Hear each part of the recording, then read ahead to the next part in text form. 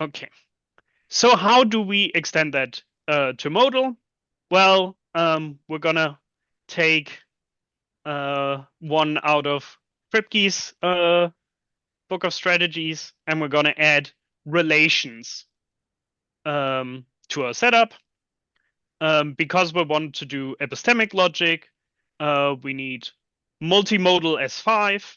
So we're going to add a set of relations, RA, which gives us one relation for each agent in A, and add it to our validity considerations. So the validity of a modal formula now no longer just depends on the base itself, but also on the relation. However, that doesn't mean that validity of modal formulas doesn't ultimately rely on base rules, right? It just now relies on the base rules of the bases that we reach via the relation. And as it turns out, not just any relation between bases will do. We need to define what we call a modal relation. And then, as I mentioned, because we want to have S5, we also impose that it is an equivalence relation. Okay. Here are our conditions for a modal relation. You don't have to read that. I have pictures. So they basically come in two sets. So the first set of conditions is A and B, and they basically deal with the fact that we have inconsistent bases, so bases at which bot holds, and consistent ones at which bot doesn't hold. And in Kripke semantics, for example, bot just never holds. So we have to make sure that we cannot have relations between inconsistent and consistent bases. So condition A guarantees that no inconsistent base can see a consistent one. Additionally, it also makes sure that every inconsistent base can see an inconsistent base. That isn't strictly necessary because we're in S5 and we have reflexivity, so that will trivially hold. And then condition B tells us that consistent bases cannot see inconsistent bases. And then the second set of conditions, conditions C and D, are the more interesting ones. They make sure that the subset relation and the modal relations behave appropriately together. The idea is that no matter how we move on the subset relation, the relation that we end up with, or the basis that we're going to have access to, will have roughly the same shape. So condition C tells us that if we have a relation from a base B to a base C, then for every consistent superset of B, there needs to be a consistent superset of C such that we have a relation from D to E. So the relation from B to C gets preserved as we move up the superset relation. And condition D does the inverse, right? If we have a relation between B and C, then for every subset of B, D, there needs to be a subset of C, E that we have this relation to. Those of you who are familiar with modal logic might recognize those two as being basically the zig and zag or back and forth condition for bisimulations, in which they do the same job, right? They guarantee that the basic structure of relations remains unchanged. They also directly correspond to notions in dynamic logics and game theory called perfect recall and no learning. So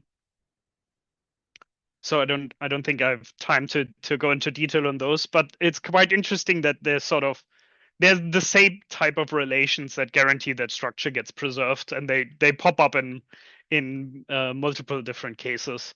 So it's actually quite nice that these are exactly the conditions that we need here as well. I should note that these 4 conditions together specifically work for S5. If we don't have symmetry, we need to tweak them. And we have a slightly different set of conditions that allow us to do K to S4. But for now, these are the ones we need for S5. Okay. So now we can talk about validity again. So now we're no longer just evaluating formulas at a base, but at a base given a set of relations, right? Our classical connectors remain unchanged from that, but now we have this modal box type condition. We're going to write K here because it's epistemic logic. But this is a modal box operator, and we have a very Kripke style validity condition for that, right? So Ka phi is going to be supported at a base given a set of relations if at every base that is reachable for agent A, phi holds, phi is supported. And then validity in general is then defined if it holds, or if it's supported at every base given at every set of relations. Okay. So that was a very quick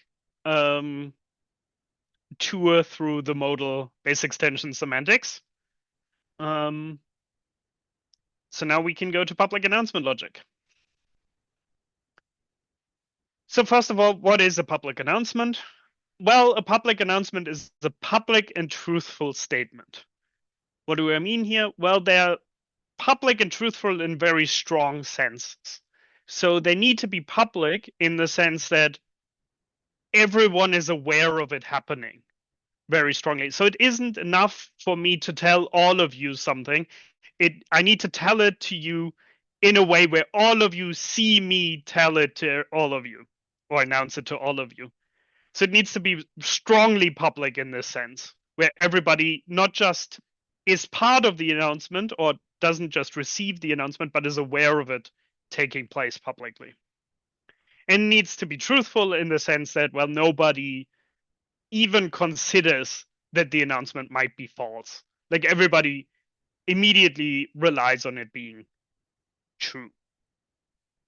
So we're going to add this new operator to our language, which is, I'm going to call it box phi.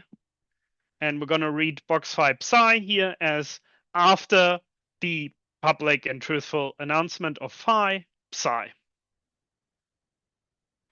Generally, announcements are treated like dynamic actions that take us from a model representing the situation before the announcement took place to one afterwards.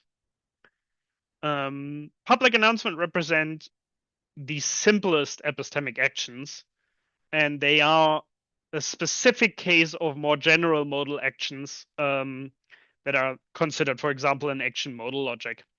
So in some sense, what we're doing here is we're taking a first step into dynamic epistemic logics. Hopefully. Hopefully not the last step as well. Okay, how do we model announcements?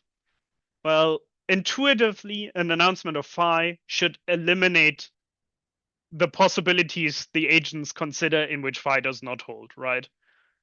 So in Kripke semantics, we can do that very simply by simply eliminating all non-phi worlds, right? If we had this very simple model here where we have two worlds, W and V, on which phi, on W phi holds, on V phi doesn't hold or not phi holds, then we just throw out V and all the relations that concern themselves with V, that either go to it or come from it.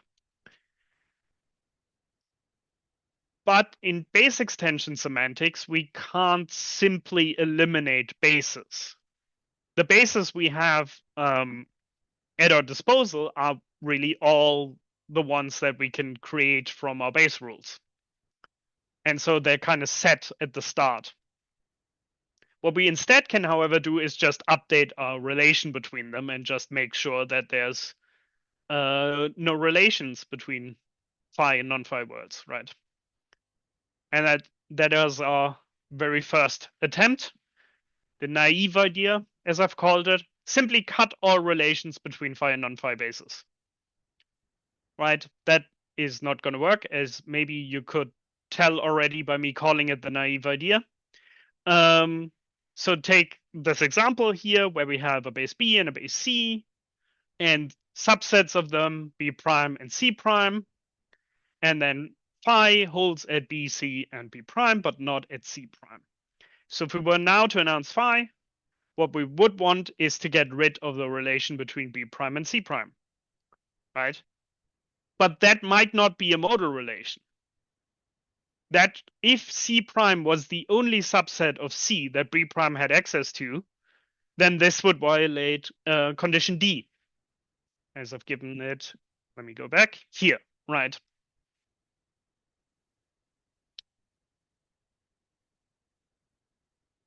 So that is going to be an issue. So our slightly less naive idea was, well, if we can't do it this sort of universally, just cut off all relations, how about we update our set of relations by taking care of where exactly we're evaluating the formula. So we're going to make sure that at the base we're evaluating, we no longer can access non-phi words, right? So we might want to have something like this here, that if we announced phi at B, we want the relation between B and C to stay. And then we generalize that downwards and upwards, this way around, so that the one between B prime and C prime still sticks around, even though C prime doesn't support phi. But on the other hand, if we were to do the announcement at B prime, we want to eliminate the relation between B prime and C prime, and that then causes the relation between B and C to also get eliminated, even though C holds at phi holds at C, right? So what that means is we would end up with different modal relations for every base, and our validity conditions would have to reflect that. But as it turns out, that still doesn't quite work, because problems arise when we have modal and subsets relations interacting in funky ways. So take this example, which is the same example as before, only we've added a relation between B and B prime. So B prime is still a subset of B here. I didn't have space to draw both relations in here. But now, if we were to announce phi at B, what do we do with the relation between B prime and C prime? If we eliminate it, we might again violate condition D, and it might no longer be a modal relation. But if we keep it, the agents still somewhere down the line have to consider non-phi bases, right? From base B, via a B relation, we get to B prime, and then via an A relation, we get to a base at which phi isn't supported. So in some sense, the update would have failed. So that's bad. We don't really have a solution for that. So we asked ourselves, is there sort of a correct update we can give? And our answer was, we can't think of one. And maybe there just isn't one correct update. So instead, what we want to have a look at is, well, all updates that do the job, if you will. We call those effective updates. So an effective update of RA by a formula phi at a base B is any set of modal relations that for every base that is reachable from B by some combination of steps of the relations in RA, we have a relation between C and D. If we had the relation between C and D before, and C and D agree on phi. So what that means is, well, we've gotten rid of all the non-phi worlds, and left everything else connected up. But we're only considering this for the ones that were reachable from B. So we're only we're basically taking a cutout of the modal relation for only the relevant bits to B. Then we're fixing those up correctly. And then any modal relation for which this cutout is correct is going to be considered effective. So take this example here where we have bases B, C, D, E, and F. What we want to do is we want to get rid of the bases D and F here, right? Because phi isn't supported at them. So we end up with this cutout on the right side where we have B, C, and E still around. And then any sort of way of generalizing that back to being a modal relation is going to be an effective update. And then we call this RA delta B, the set of effective updates of RA by delta at B. It is worth noting here that if phi holds at B, there will always be at least one effective update. We can prove that. So there's never a case where there isn't going to be an effective update. Okay, so now if we let delta be a possibly empty set of sequencers of formula that basically denotes that the announcements that have taken place, we now get a validity or definition of validity in which we have bases, a set of relations, and then this sequence of announcements. And the conditions for our classical connectors remain unchanged. But there needs to be changes for the K, for the knowledge operator, and then we need to add the PAL operator. Right. So if delta is empty, our conditions for Ka phi remain unchanged. If delta is non-empty, then we consider all supersets of B and relations that are effective updates of RA by delta at C and check whether at all the bases that are reachable from them phi holds. So we're not just checking RA, but we have to check all the sort of effective updates we can create. And we have to check the supersets of B here instead of just sticking at B as we did in the non-empty set, because in the empty case, sorry, because the modal relation conditions guaranteed that the structure of RA remains unchanged as we're going to supersets. But now, because we're considering different R prime A's, different effective updates, that's no longer enough. So we need to check all of them. And then the condition for the public announcement for box phi psi is just going to be every superset of B.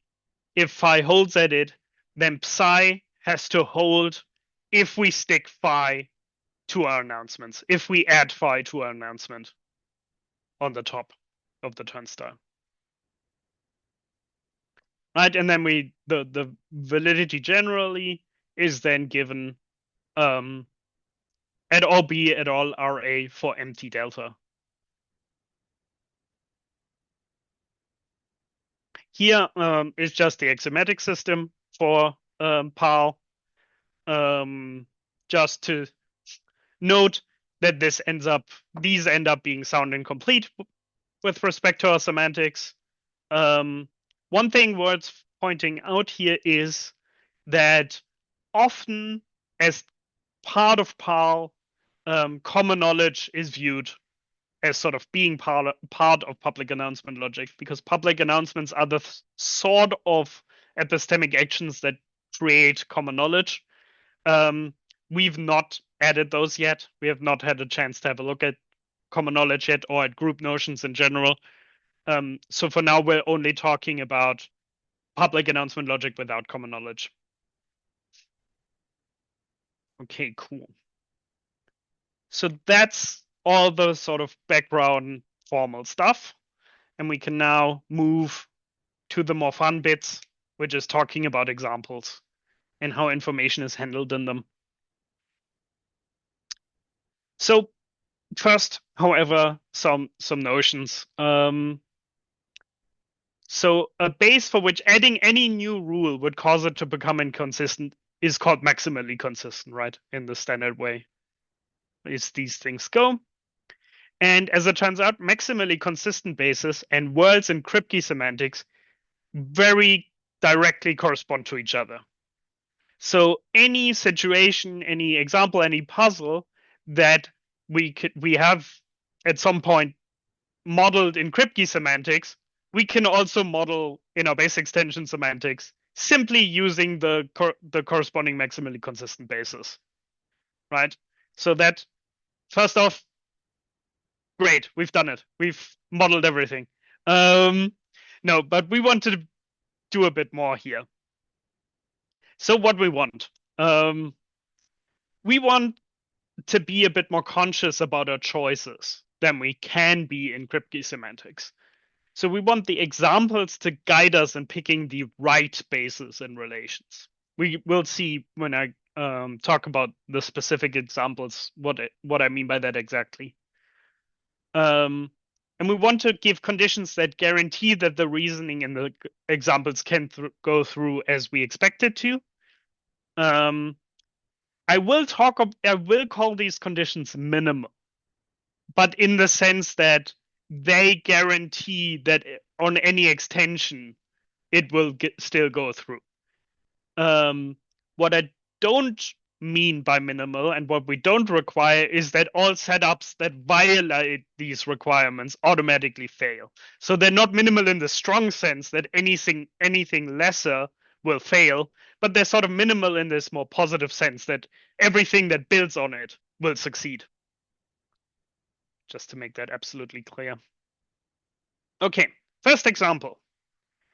The card game example. So we have 3 players, Anne, Bob, and Kath. They draw cards from a deck. We have 3 cards in the deck, 0, 1, and 2. All of this is known among the 3 of them. Anne draws card 0, Bob draws card 1, and Kath draws card 2. And only the players themselves know which card they've drawn, right? Everyone can just see their own card, as card games go. Anne then announces, I do not have card 1. This enables Kath to identify the exact draw that took place, but it does not help Bob. How? Well, intuitively, Kath has card 2, and now she knows that Anne does not have card 1, so Anne has to have card 0, and from that she can conclude that Bob has to have card 1, because it's the only card left. Bob, however, already knew that they had card 1, and so Anne announcing that they do not have card 1 doesn't help him. Okay. So some basic rules of the card game. Every person holds at most 1 card. Right, was just the rules as they were laid out in the example. Right, everyone draws 1 card. And every card is held by at most 1 person. That's just how physics work. So if we let NI stand for agent I holds card N, then we can turn these 2 rules of the card game directly into base rules that we can construct our bases with to model this example. So I'm going to use bot here in just here as a shorthand for all instances of that rule with some P as the conclusion. Remember that the condition for bot was that every P holds, every propositional atom holds. So if we just replace that bot with every propositional atom and add this rule to our base, then we're going to get the same result. So then we can have the rules where one agent holds 2 cards. those are going to cause a contradiction, and those in which one card is held by two people, those are also going to cause a contradiction. Now we can let the base at which all the instances of those two rule schemata holds be called B cards, right? And then we can have bases B, M, N, P, any superset of this B cards at which N has card M, Bob has card N, and Kath has card P.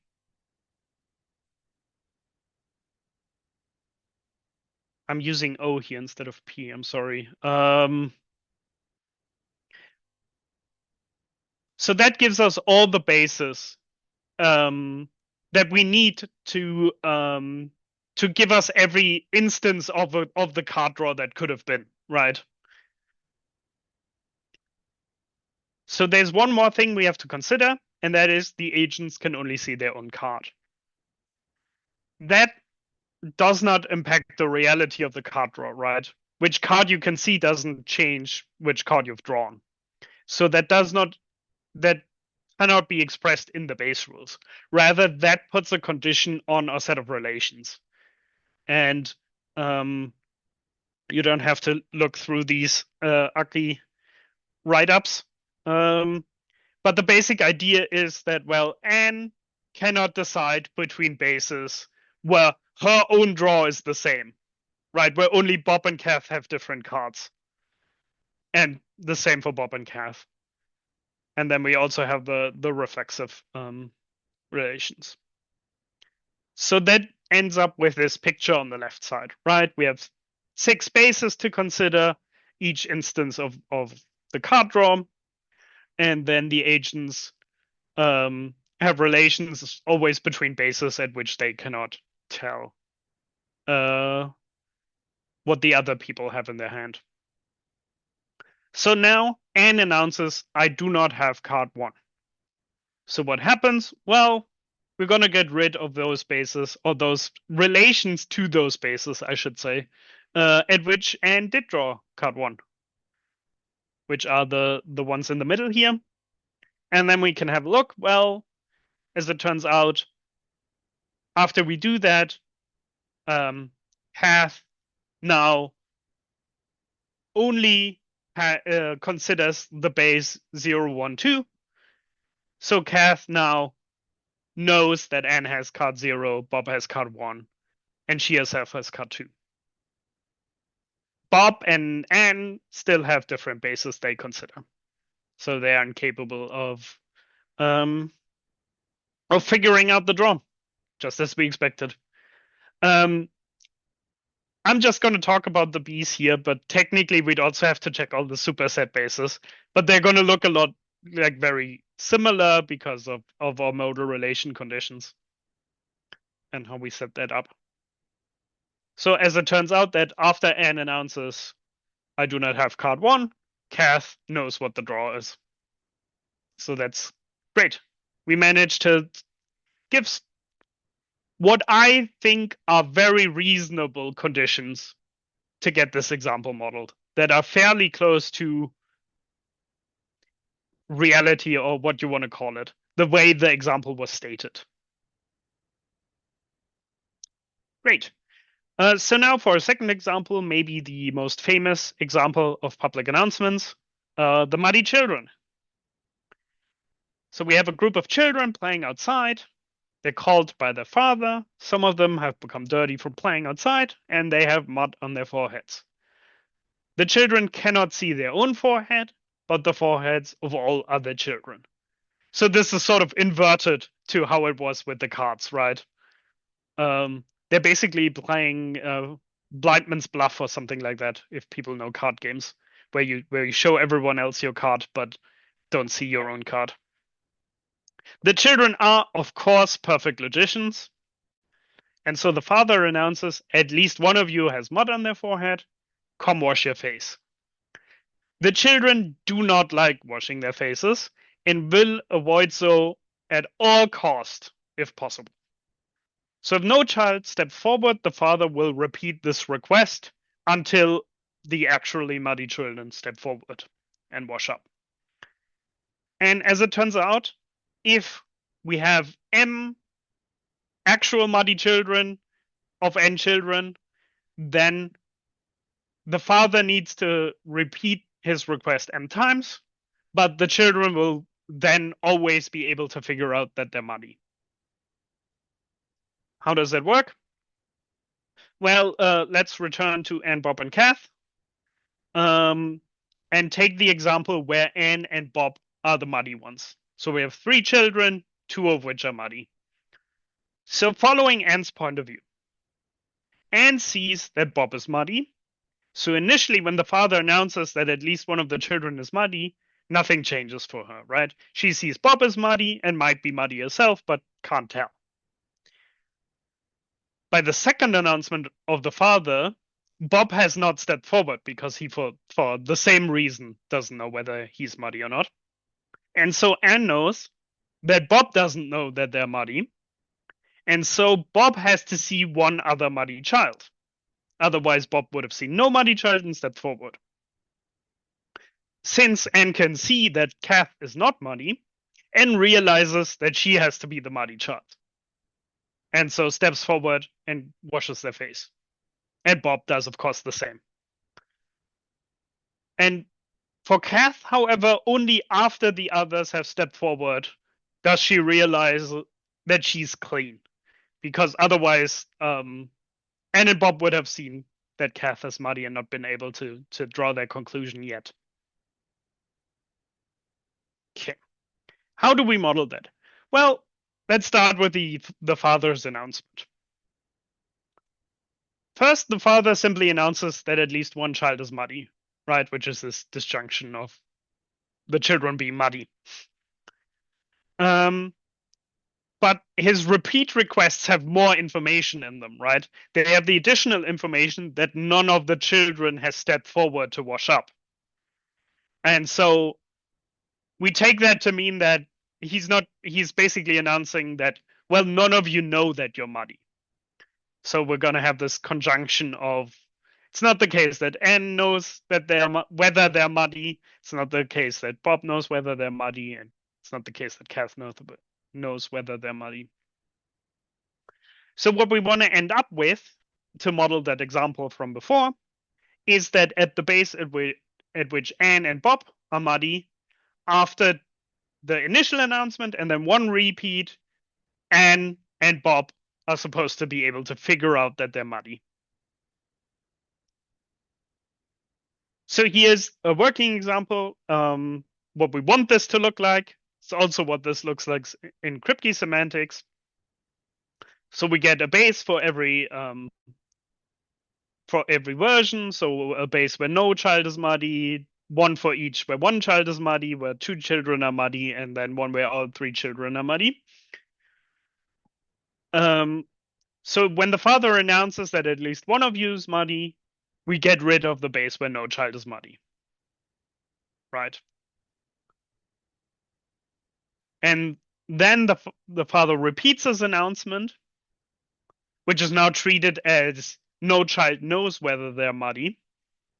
But as we look at the updated model, well, at the base where only Bob is muddy, Bob knows that they have to be muddy. And the same holds for the base where Kath is the only one who's muddy and Anne is the only one who's muddy.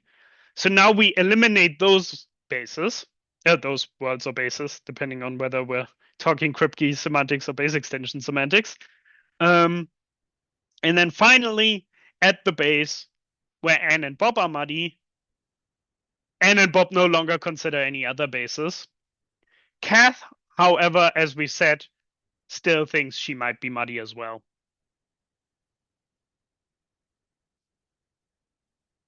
So that's what we want this to look like. So here was an attempt at giving minimal restrictions for this. There aren't this clear sort of rules of the game in the same way that we had in the card game example. So we thought 2 restrictions made sense. At the base that corresponds to, for example, N being muddy, we require that N is actually muddy. And then we have this relation thing, right? Every child can only see the others, but not themselves. So the first is simply stating, well, a base that corresponds to one of these situations has to at least make the right children muddy. And then we have this relation, which is this big one at the bottom. But as I said, it's just the inverted version of the card games. So this does end up looking like what we need. But as it turns out, this isn't quite enough. So let us pick a B empty set. So a base that corresponds to the situation where no child is muddy. And let's make n muddy at that. We haven't ruled that out, right? We only require that the right children are muddy, but we haven't said anything about who isn't allowed, who's not muddy. So if we do that, then the father's announcement that at least one of you is muddy isn't gonna eliminate this situation, right? Because, well, n is muddy at this base. So it fails to eliminate the B empty set. That already should tell you that this is going to run into some major issues, but let's finish it. So now the father repeats the announcement. And now we have to look at which bases the children know that they're muddy. Well, at the B empty set one and at the B A one, N knows that they're muddy because they have no alternatives there.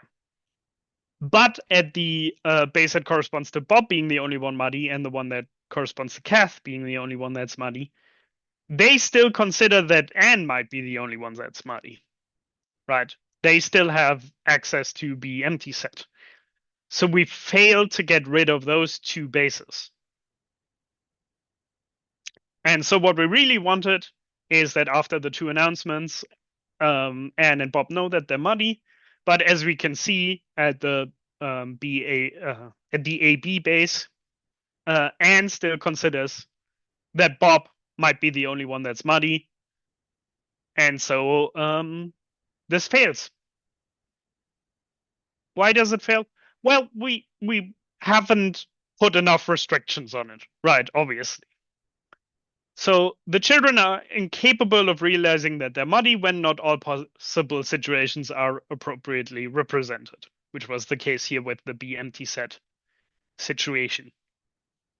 So it seems that whether a child is muddy or is not muddy is as important, as crucial to the example as whether the child is muddy.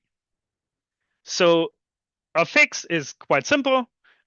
We just, instead of just requiring that n is muddy at, for example, the base where n is the only one is muddy, we also have to require that Bob and Kath cannot be muddy. They have to be clean. What's the point of this? This might seem very trivial now. Well, there's a clear difference here between phi does not hold and not phi holds, right? Between a child not being muddy and a child being actively not muddy. And that's a distinction we weren't able to draw in Kripke semantics. That's something that the sort of more fine-grained view of base extension semantics allowed us to do. Okay, I'm up for time. Okay. So now we get to the more nebulous part of this talk. Some early thoughts on information. It seems to me that it is very important to identify exactly what it is that allows the agent to draw the conclusion, right? That's the essence of information to me. So the way in which words in the Kripke semantics modeling of these example, or of really any example, is chosen is sort of purely extensional, right? We just pick words that fit the bill, but we don't really have a good story of why these specific words do. And in base extension semantics, we're able to do, or to say a bit more, to be a bit more conscientious about our choices. Right, in the card game example, we were very specific about what rules we chose. We try to implement the rules of the situation directly into base rules and our base rules setup. Not just the base rules and the basis, but also the relation. And then generally the idea of these minimal setups that we're trying to give allow us to identify the exact information that guarantees for this reasoning to be doable, right? We can say, well, this needs, we can't quite say this needs to be the case for this to work because that would require the stronger idea of minimality. But at least can we say, well, if this information is there, then this will work regardless of what other information might be floating around there. So this minimal setup idea tells us exactly due to which base rules and relations a formula holds at a base. So look at, for example, this example base where we have just a single rule, which is from nothing conclude P.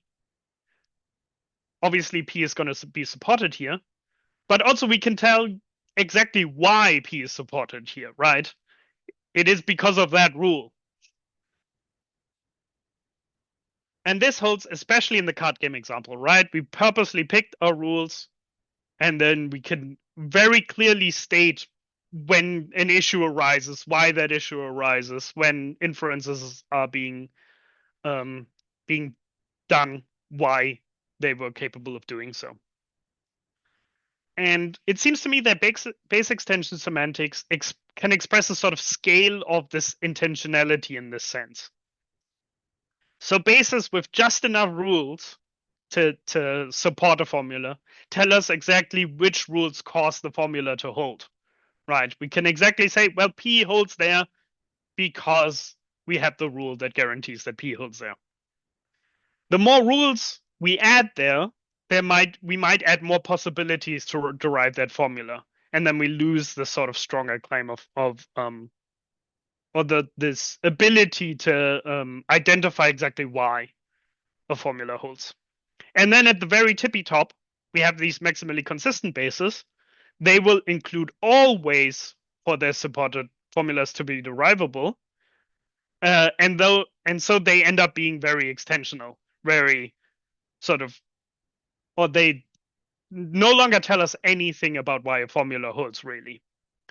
And as I've said before, they directly correspond to words and Kripke semantics. So that isn't surprising that they no longer have this intentional character. Yeah, those were my preliminary thoughts on information and inferentialism. I still have just some future work that we'd like to get into. So as I mentioned, generalizing this to more complex epistemic actions. I'm running quite late, so I'm not going to talk about this a lot. But if there are questions, I can riff on why this might be difficult. Then there's group notions of knowledge, like everybody knows distributed knowledge and especially common knowledge, which we just haven't looked at. Would be interesting to see if our base extension semantics allows us to do some different things here than the Kripke semantics, or if we just end up doing coming out with the exact same, which is also possible. Then there's a thing called unsuccessful announcements, which are announcements that become false by being announced. So if I announce to you that Anne doesn't know that she's muddy, I'm announcing, well, Anne doesn't know, and Anne is muddy. And by announcing that, Anne now knows that Anne is muddy. We haven't had a look at those yet.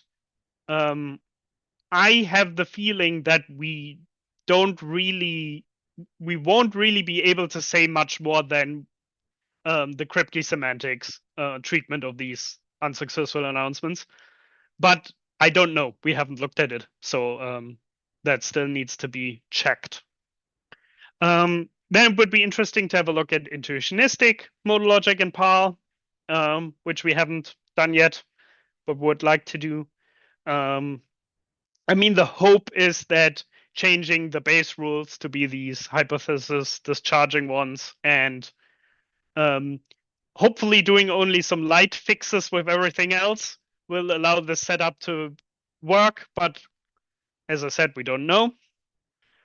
And then we'd like to have a bigger project of looking into, a generalized account of information based on inferentialism, with some of the ideas that I've motivated here, right? How information is about sort of what can be, how it informs, basically, what inferences we can take from it. Yeah, that's all I have. Thank you so much for listening.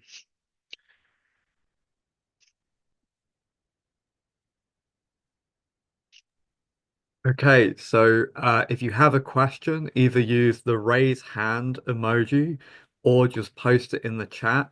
And I believe we might have a question already.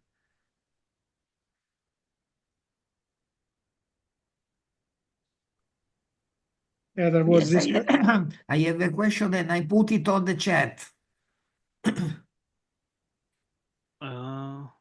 This is functorality axiom is double implication. So I think this is a question about your axioms. Let me go back to those. These ones. Yeah, the third axiom.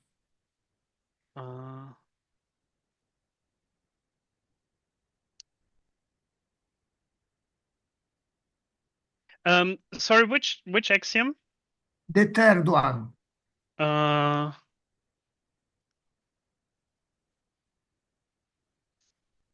Yes, it is a double implication. Yeah. Okay. So you have a normal modal logic now? Yep. Okay.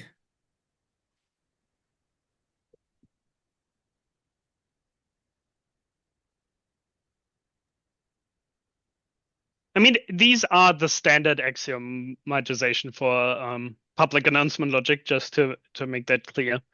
So it's not this is not specific to our semantics. This is also Okay. how it ends up in the Kripke semantics and in general. Okay, thank you. Any other questions? Okay, then I'm going to abuse the position of chair and ask a question. I'm going to ask the mean question, so I apologize, Timo. We're thinking about these things in terms of rules, right? Like there's a reason we've decided to use base semantics. We want this Yep. idea that this is a rule, I can write it down to you, we can think about it in this concrete way. In that spirit, what is the prime uh, uh, latching on to? How should I think about the idea of finding any accessibility relation that meets certain conditions? Yeah, that is a good question.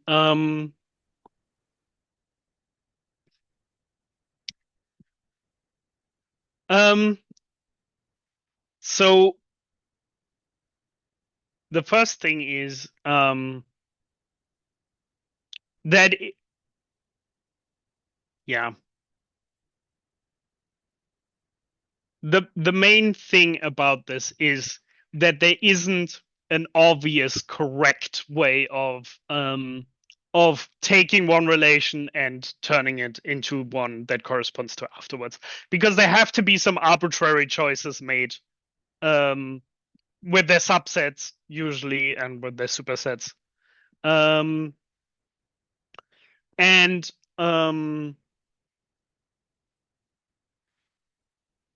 here our choice was to say, well, if there are arbitrary choices to be made, then don't make the choice. Consider all of them. Another thing to think about here is that the PAL operator is treated as a modal box already. However, as it turns out, in Kripke semantics, there's only ever one announcement, like one modal update that corresponds to it, at most one. So what we're doing is we're basically, in a sense, we're taking it back again to being a proper modal box and saying, for all the ones that work. That, however, are more technical answers, and I think what you're trying to dig at more is a sort of more philosophical why we're making this choice. And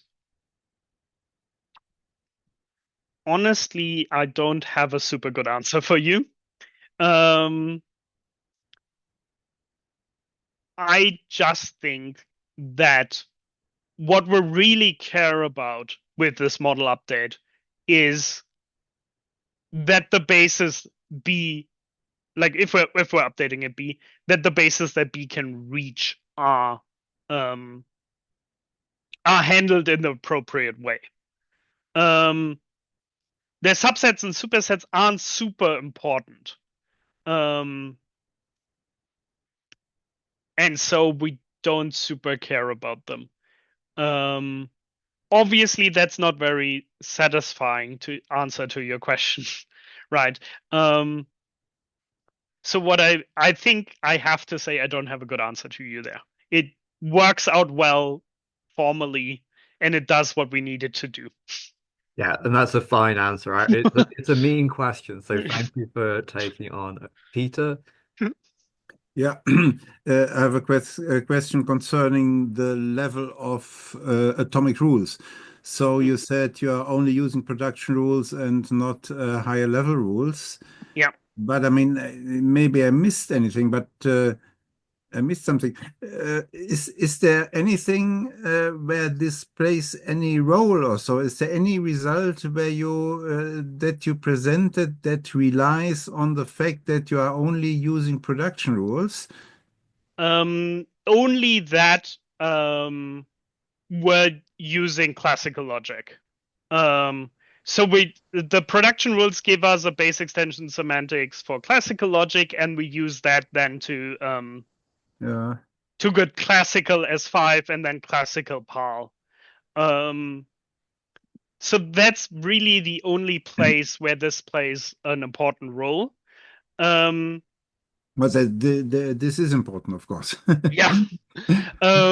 That's why I said that we hope that taking, for example, hypothesis discharging rules and using intuitionistic logic instead, we hope that all this that is built on top of classical logic can hopefully very easily be sort of adapted to then give us intuitionistic modal logic and intuitionistic PAL.